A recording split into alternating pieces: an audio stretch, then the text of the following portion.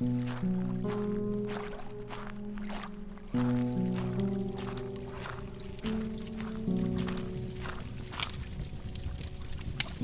travelers, to my realm of nightmares. Allow me to be your personal assistant. Come in, take a seat, get comfortable.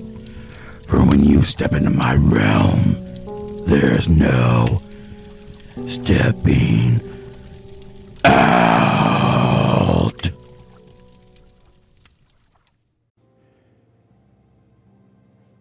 My name is Melissa, and when I was a young girl, I experienced something traumatic that affects me to this day.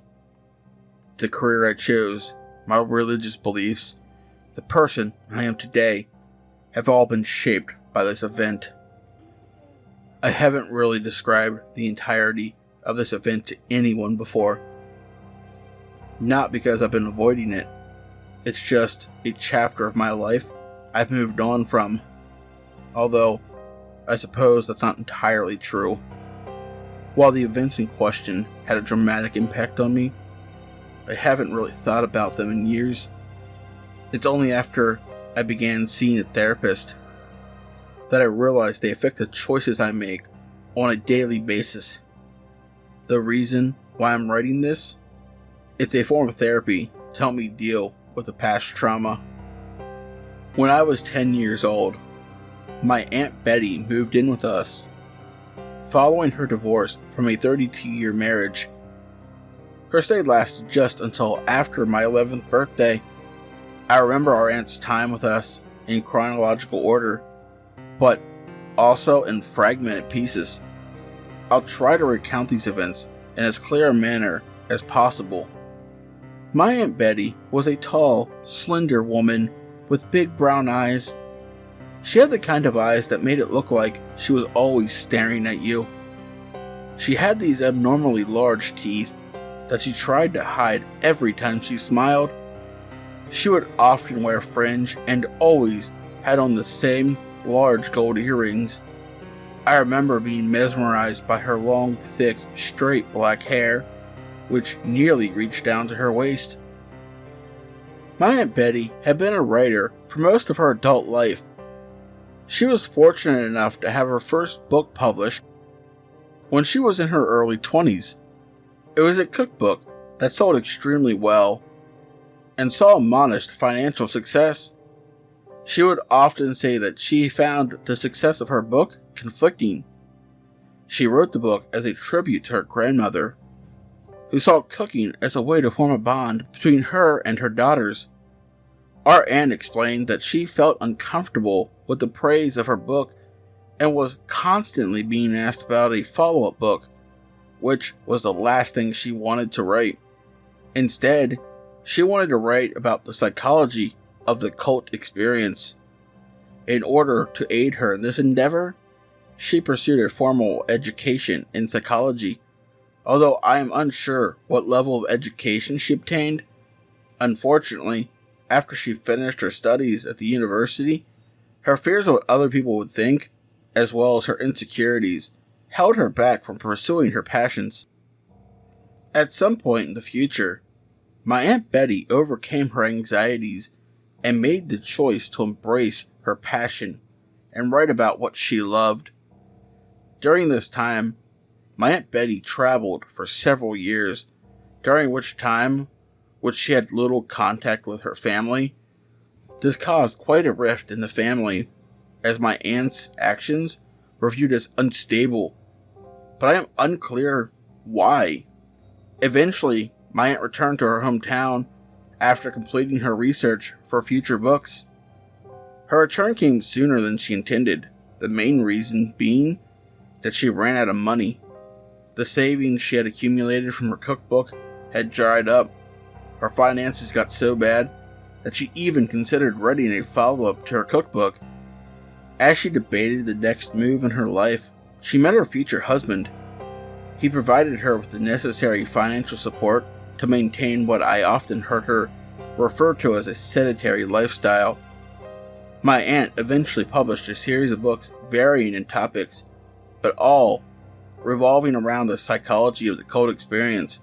To my aunt's great disappointment, her books were considered failures and rejected by psychology professionals.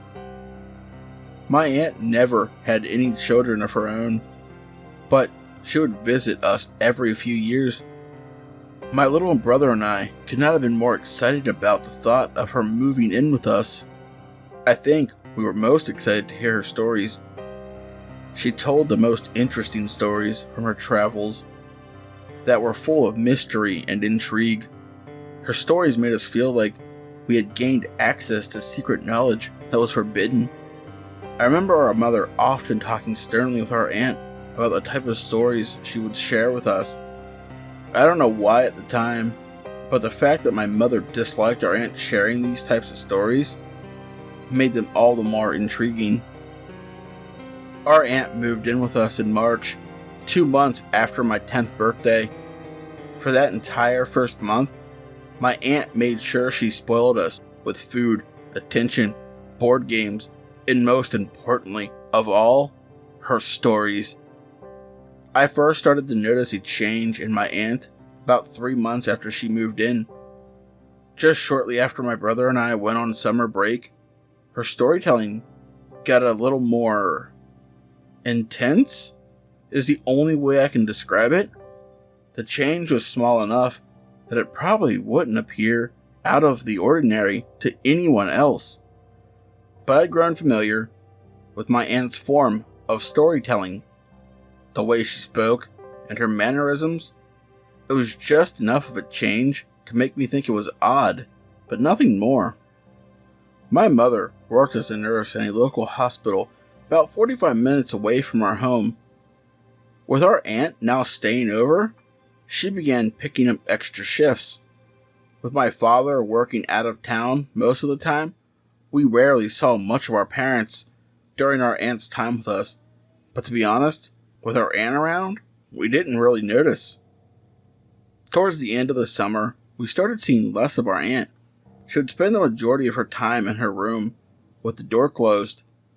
She said she was continuing her research. Approximately 2 or 3 months after we started school in the fall, our aunt began telling us about a specific book she had written, which we hadn't previously heard about. I don't want to name the book, so I'll refer to it as The Book with the Owls. The book was about a cult that lived in a remote location far from prying eyes. My aunt told us about how this cult worshipped owls.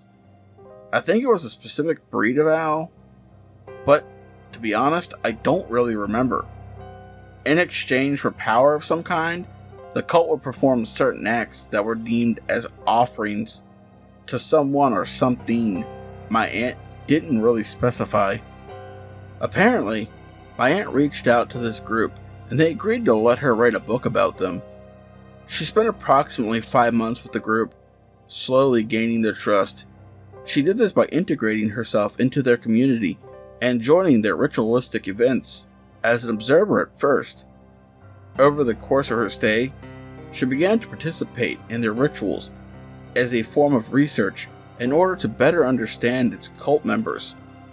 In one of the rituals, a group of people would lay on their backs on a pile of broken glass. Over the course of an hour, other cult members would walk over them back and forth. I don't remember exactly what the purpose of this was, but I think my aunt said it was supposed to prepare their bodies in some manner.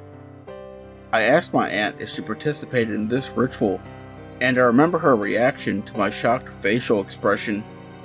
Hesitantly at first, she admitted that she did indeed participate in this ritual.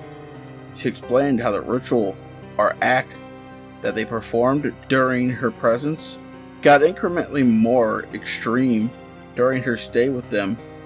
It was almost as if they were easing her into their lifestyle. By the time they got into some more of the radical acts, she was almost desensitized by them. My aunt got in real close to me and my brother as she described the events of her visit with the cult.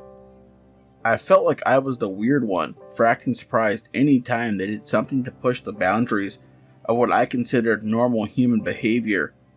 During my visit, other cult members acted as if normalcy had a different definition, one much more radical.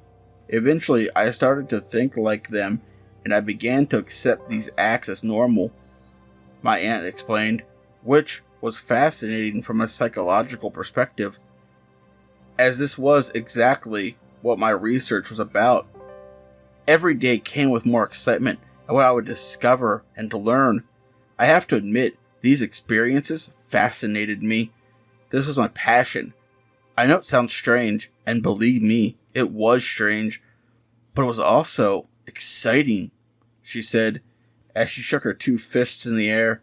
Were you scared? My brother asked. She thought about it for a moment as she looked down, hesitantly to answer. I felt at peace there, she finally answered while shrugging her shoulders. These people were wonderfully nice to me, and they went out of their way to make my stay as pleasant as they could. They were wonderful hosts. Of course, they operated a little differently, but that was the entire reason why I was there, to study the psychology of their thought process, their reasons for living the way they did, and doing, well, all sorts of things. But I want to make it clear that I am in no way meaning to normalize their behavior, she said. They don't sound normal, my brother said as he laughed. No, they weren't what one would consider normal, she said as her eyes wandered around the room. My last week there, I was considering extending my stay. Things started to get very strange. By that point in time, I was accustomed to their unique and abnormal lifestyle, including their ever-increasing self-destructive rituals.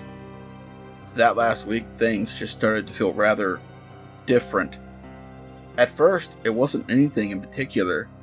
It was just the way people spoke to me, the way they looked at me. I felt like these weren't the people I'd grown to know. I can't quite describe how they changed, but they changed. It felt off-putting. Anytime I walked into a room, it felt like all eyes were on me. I constantly had a lump in the back of my throat. I grew nervous. At night I couldn't sleep. Then they started to talk about a surprise they had for me, but they wouldn't tell me what it was. I grew increasingly paranoid. Every Saturday they had a special ritual, just a little more extreme than the rituals they held during the week. My last Saturday there, which was a day before I left, was the first day I felt nervous about attending one of their rituals. There was a woman named Martha that I'd grown especially close to. I tried to ask her if she knew what kind of ritual would take place that night, but she wouldn't say. Her answers were cryptic. Her personality had always been reserved, but not on this day. On this day, she appeared almost giddy as she spoke. It gave me the creeps. I convinced myself I was overreacting, so I made up my mind that I would attend the ritual, but I wouldn't participate. Depending on how things went, I would decide whether or not I would leave the next day. At this point, my aunt stopped talking, almost as she was thinking on whether or not to continue her story. And so what happened? I finally asked. After some hesitation, my aunt finally responded with a deep sigh. I attended the ritual, she finally said. It took place at midnight. The air felt amazing. Everybody was in good spirits. As we all walked towards the house the ritual would take place in, which put me somewhat at ease. As I walked in, the cult leader gently grabbed my arm with one hand while placing his other over his chest. "How are you doing?" he asked, without letting me answer. He followed by saying, "I'm very excited about tonight. I think that tonight's activities will really open your eyes to what we're all about. Although, I don't think you're ready to accept the truth that we preach." Are you? Are you ready? Why don't you join me up front? Let's find out. I'm actually not feeling too well tonight, I told him, as I could feel my heart about to burst through my chest. He continued to look into my eyes while smiling and continued to hold my arm. He didn't say anything. I felt my hand starting to get sweaty.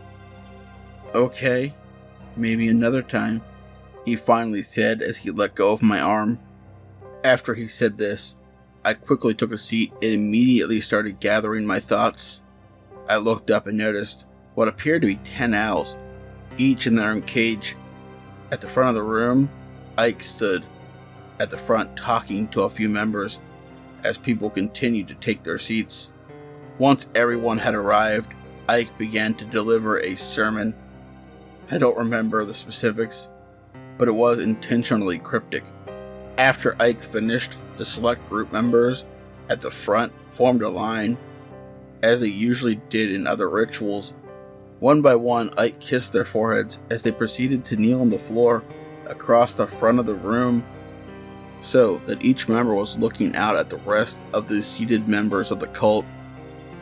At this point, my aunt paused and bit her lip as she closed her eyes. My brother and I sat there silently, waiting for her to continue.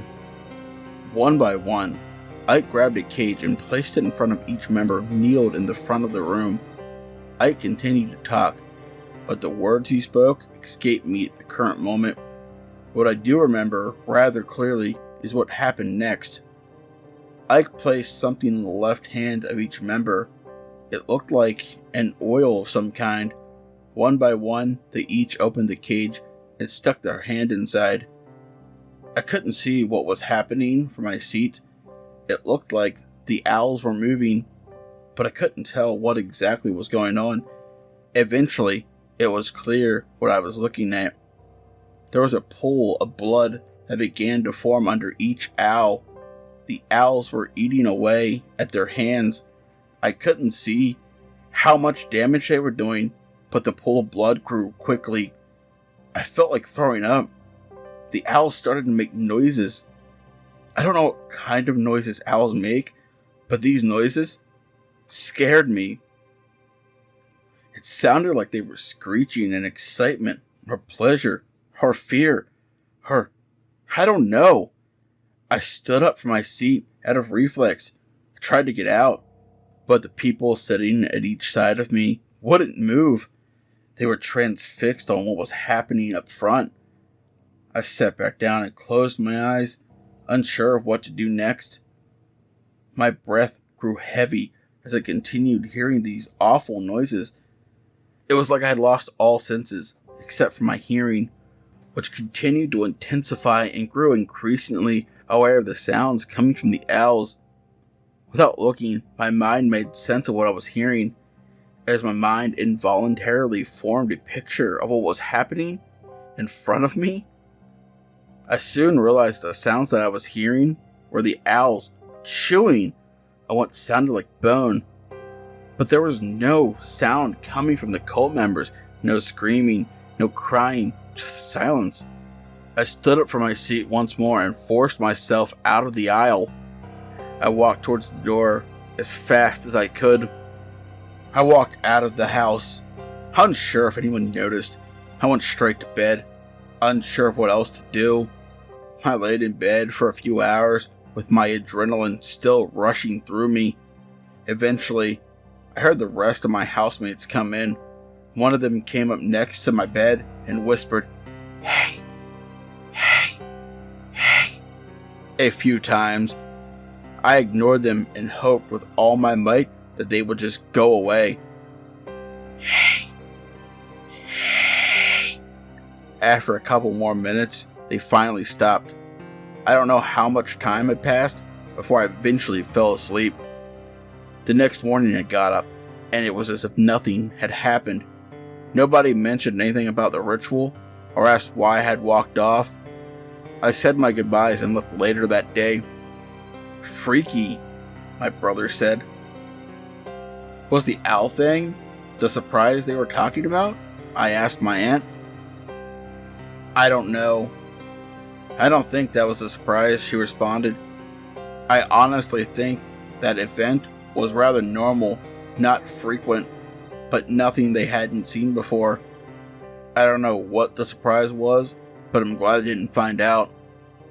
If you had gone up front, what would you have done? My brother asked. You know, she started. I guess I would have walked out, but at the same time, the level of indoctrination, even in my short time there, was quite impressive. Over the course of the next few months, my aunt slowly divulged additional aspects of her research and other books she had written.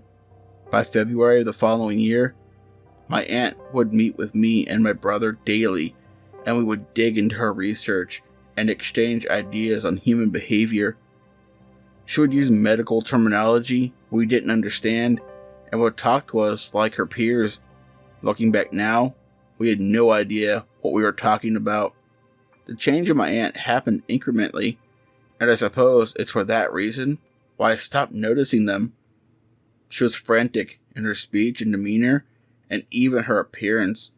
She would often walk back and forth as she spoke, almost as if delivering her dissertation, desperate for our approval.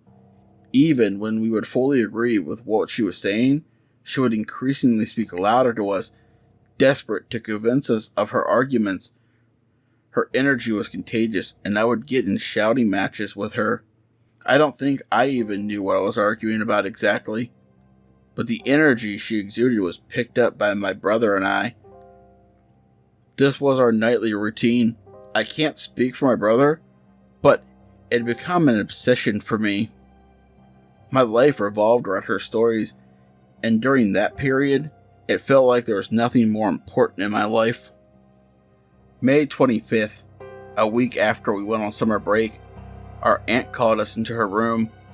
We began with our daily bantering, which had become routine by this point. After what seemed like an hour of ramblings, our aunt's speech became incoherent, but I don't think I really noticed at the time. She began to explain how part of her envied the type of individuals who could give their whole life over to a cult. As her demeanor began to change once more, she began to say things that didn't make sense, but I guess we were too young to notice. By this point, we were just as delusional as she was. Who wouldn't want to snap their fingers and change their fundamental personality in the blink of an eye, she said. In my youth, I was so close-minded. I was arrogant, yet so immature. I knew so little. If I could go back now, I would have done things much more differently. In order to fully understand the psychology of cult experience, you can't just sacrifice part of yourself, you have to sacrifice your entire being. You see, they thought I went too far. I didn't go far enough. That's why I'm a failure, she said as she paced back and forth. Can't you get a do-over? My brother asked. Yes, I suppose I could, my aunt explained. Come, closer, close your eyes. Now concentrate, she yelled. If we can harness the power of our minds, we can will anything to be. My aunt began screaming at the top of her lungs, which startled me at first, but soon my brother and I began screaming as well. We were screaming in excitement as we were absorbed into her delusion. Concentrate, my aunt yelled. Take us back, she yelled. We all began to yell this phrase over and over, and I felt as if I had been transported into another dimension. In those few minutes, my body felt weightless and my mind felt free. I heard my aunt and brother start to screech like owls. I joined them. I screeched and screeched as loud as I could. As the three of us jumped up and down, full of excitement that we were on the verge of discovering something big, I continued screeching, and I suddenly felt as if I was about to grow wings. So I willed my body to grow wings as I concentrated harder and screeched at the top of my lungs as loud as I could. Only something strange happened. The screeching began to sound different, off in some way. I opened my eyes and saw my aunt, biting chunks of my brother's hand clean off his arm. Half of his hand appeared to be gone. There was blood everywhere. My brother had been fighting back, but he suddenly fell back in resignation. I looked at my brother's face, and it was one of pain and shock. He was no longer screaming. He was now looking at me, as if he was confused why I wasn't helping him. But I couldn't move. I just stood there, frozen in place, staring at my aunt as she finished her meal, all the while still screeching like an owl.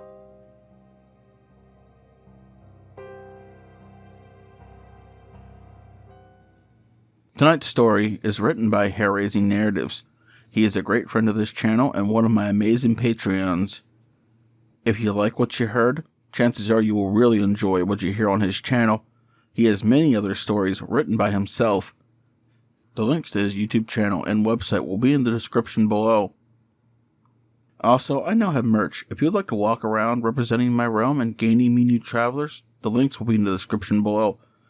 As always, I want to say a special thank you to my lovely Patreons. 242 Reads, Rando Calrissian, Pam, Silver Threads, Seraphine, the Midnight Bard, Creepy Clown Girl, Mia Mina, Philia Noctis, and Hair-Raising Narratives. If you'd like to join these lovely travelers by the light of my fire, you can do so by becoming a Patreon as well. The support is always appreciated but never expected. But as always, travelers, once you step into my realm, there's no stepping out.